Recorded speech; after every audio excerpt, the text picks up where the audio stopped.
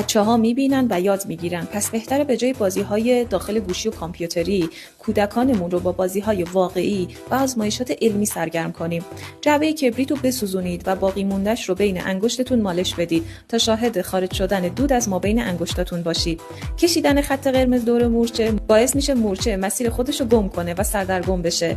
تخم مرغ رو با شمع به دوده آغشته کنید. داخل ظرفی پر از آب قرار بدید. به دلیل شکست نور و بازگشت نور از سطح تخم مرغ، پوست تخم مرغ به رنگ نقره‌ای دیده میشه.